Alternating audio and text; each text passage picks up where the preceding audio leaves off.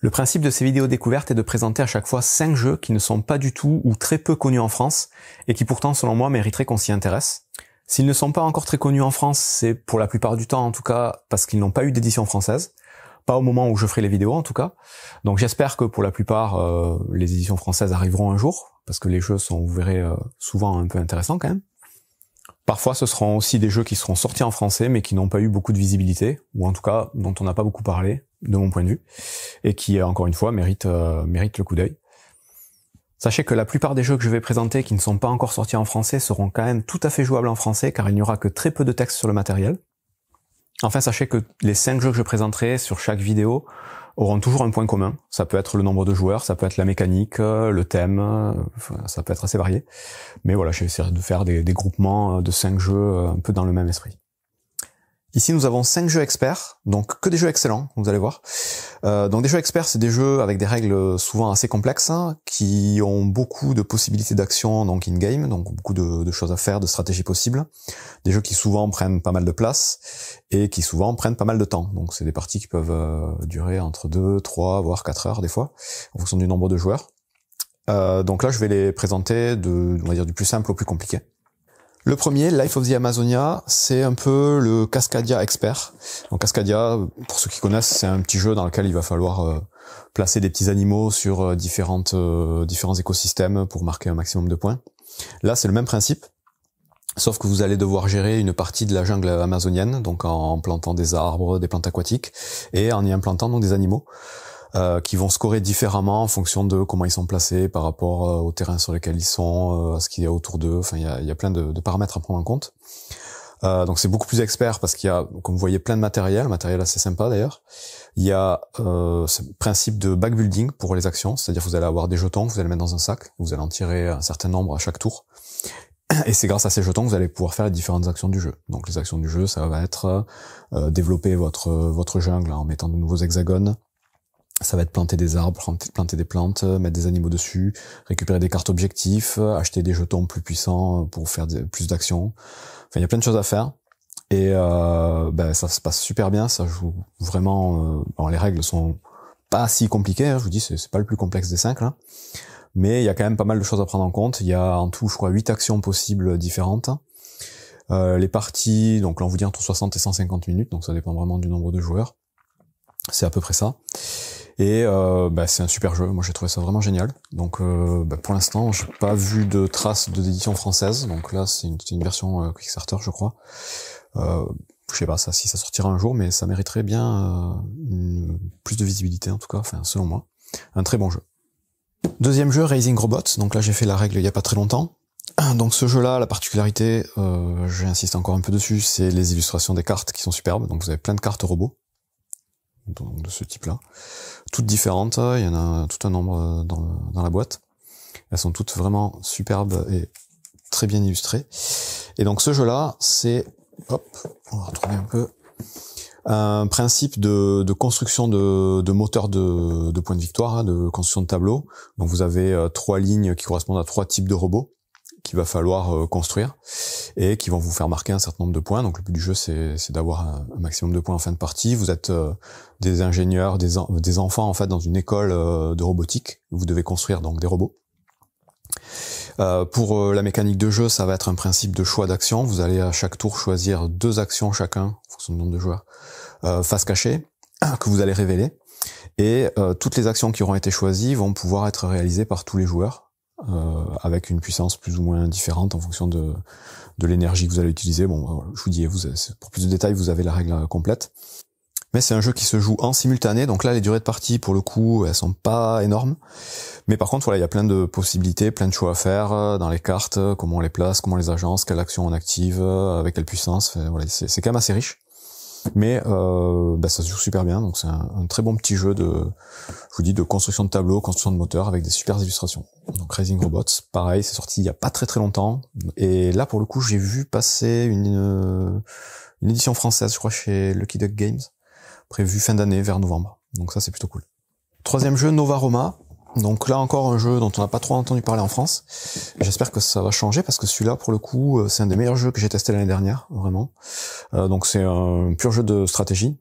Le principe, c'est que vous allez devoir reconstruire la nouvelle Rome, donc d'où le nom Nova Roma. Donc c'est la ville de Byzance à l'époque de l'empereur Constantin, donc en 324 après Jésus-Christ. Bon, ça c'est pour le contexte. Le principe du jeu, c'est que vous allez avoir un choix d'actions assez original. Donc vous avez en tout pareil 8 actions possibles dans le jeu qui correspondent à chaque fois à des zones du plateau et un petit peu à des sortes de mini-jeux dans le jeu en fait. À chaque fois vous avez une course de char, il va falloir être le plus loin sur la piste. Vous avez des constructions de bâtiments à faire, donc là c'est plus un jeu de majorité. Vous avez une piste de navigation dans laquelle il va falloir essayer d'aller plus loin pour débloquer des bonus. Toute notre chose, vous allez pouvoir recruter des personnages, vous avez un espèce de domaine donc dans laquelle vous allez gérer vos ressources, pouvoir récupérer des ressources avec des personnages. Donc il y a plein de choses à faire, il y a des objectifs de fin de partie très importants.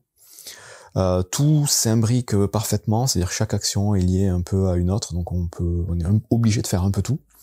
Et surtout à cause du système de choix d'action qui est assez malin, donc vous allez poser des personnages qui vont à chaque fois vous permettre de déclencher 2 actions différentes. Et en fonction du nombre de personnages que vous avez sur la ligne ou la colonne, ça va vous donner une force d'action supplémentaire, parce que la force d'action va vous permettre de faire plus de choses. Donc voilà, c'est assez riche, il y a plein de choses. Beaucoup le comparent à Trajan, pour ceux qui connaissent, qui est un ancien jeu, donc c'est un peu la même thématique d'ailleurs, et un peu le même principe de plein de petites choses, de petits jeux dans le jeu.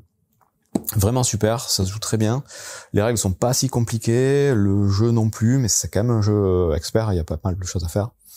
Donc celui-là je conseille vraiment, Nova Roma, c'est super.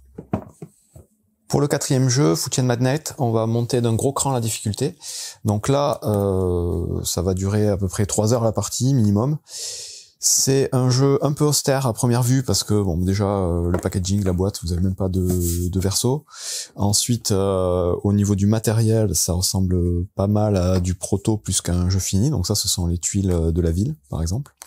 Donc ça a fait pas mal polémique au moment de la sortie, c'est les jeux au niveau illustration, design, c'est pas dingue, ce sont les cartes des personnages qu'on va pouvoir embaucher. Bon, c'est un style hein, mais c'est quand même assez bizarre. Et si j'en parle maintenant, bon, le jeu il est sorti il y a un petit moment, il est sorti en 2015 je crois. C'est qu'il y a eu une campagne Kickstarter ou je sais plus quel système de financement participatif fin d'année dernière pour faire une version beaucoup plus jolie, avec surtout du matériel en 3D. J'ai hésité longtemps à participer, sauf que le prix était complètement démesuré. Donc finalement j'ai laissé tomber, j'ai gardé celle-là. Et par contre j'ai pris l'extension qui va du coup sortir bientôt là. Et du coup je ferai une règle une fois que j'aurai reçu l'extension parce que ça mérite. Donc c'est un gros jeu de gestion dans lequel vous allez gérer une chaîne de fast-food, comme son nom l'indique. Il va falloir prendre en compte pas mal de paramètres, donc la gestion du personnel, l'implantation de vos restaurants dans la ville, la publicité que vous allez faire par rapport aux maisons qui sont placées dans la ville. Il y a vraiment plein de paramètres à prendre en compte. Le but du jeu, évidemment, c'est d'avoir le plus d'argent à la fin de la partie. Donc c'est un jeu vraiment qui prend pas mal de place sur la table. Donc ça c'est la petite tête de jeu. Vous avez les différentes actions, donc sous forme de petits trucs un peu années 60 fast-food diner là. C'est plutôt pas mal quand même au niveau design. Et donc là vous avez par exemple un exemple d'arborescence possible des différentes personnes que vous allez pouvoir embaucher dans votre société. Et c'est ce qui va permettre de faire différentes actions, donc comme je vous dis, faire de la publicité, faire les repas, les serveurs et tous ces trucs-là. Et il faudra effectivement essayer d'agencer ça au mieux en fonction de la position des maisons, des endroits pour récupérer les boissons. Enfin voilà, il y a énormément de choses à faire. C'est un jeu assez punitif, donc si on fait des erreurs, on aura du mal à rattraper le coup, qui dure un certain temps, qui prend beaucoup de place.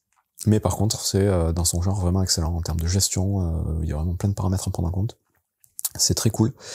Mais voilà, il faut le savoir, faut être un peu accroché. Enfin, le dernier jeu, c'est Sankoré. Donc Sankoré, pareil, j'ai fait une règle sur la chaîne, vous pourrez voir en détail. Donc pour le coup, j'ai plus la boîte, parce que je l'ai revendu. Alors pourquoi je l'ai revendu, c'est pas parce que c'est mauvais, au contraire, hein, le jeu est génial. C'est juste que là encore, c'est un jeu qui demande beaucoup d'investissement, parce que les règles sont quand même bien costauds. La mise en place prend un peu de temps, le jeu prend beaucoup de place et il faut faire quand même un certain nombre de parties avant de bien comprendre surtout le système de scoring qui est très particulier dans ce jeu, mais très original et très sympa. Mais voilà, il y a quand même un bel investissement à faire et pour le coup, j'ai pas les personnes ni la motive pour m'y coller vraiment. Donc j'ai fait 1-2 parties et pour le coup, j'ai trouvé ça super. Mais c'est vraiment pour les jeux qui ont envie, les gens plutôt qui ont envie d'y passer beaucoup de temps. Donc là, on est dans un jeu où on va gérer l'université de Sankoré, avec 4 grandes disciplines principales, et en fonction donc des actions qu'on va faire, on va envoyer des livres de certaines correspondant aux disciplines à la bibliothèque, et c'est en fonction de ces livres-là qu'on va marquer des points par rapport aux points de prestige qu'on va récupérer tout au long de la partie. Donc le scoring se fait uniquement à la fin, et uniquement voilà, en multipliant les petits jetons de prestige qu'on aura récupérés par un système de points des livres qui sont à la bibliothèque. Donc c'est assez spécial, je vous dis, vous pouvez aller voir si vous êtes curieux la vidéo de la règle. Donc c'est un super jeu, très original, vraiment sympa, mais encore une fois voilà, c'est du costaud, et voilà, il faut le temps, il faut les gens surtout pour avoir envie de jouer à ça. Donc voilà, pour ces 5 jeux experts, donc tous vraiment très bons. Là pour le coup, sont tous à tester au moins une fois pour les joueurs qui aiment les jeux un peu costauds. Donc voilà, je vous les conseille tous. Pour le coup, Sankoré vient de sortir, il y a des chances que ça arrive en français. Footchain Magnet, c'est anglais-allemand uniquement, même la campagne, la nouvelle campagne, ça reste dans les langues d'origine, donc ça sortira pas en français a priori. Nova Roma, il y a encore un petit espoir, il est sorti il y a pas très longtemps, mais j'ai pas d'infos. Life of the Amazonia non plus, et par contre Raising Robots, lui, sort en fin d'année en français. Bon jeu à vous.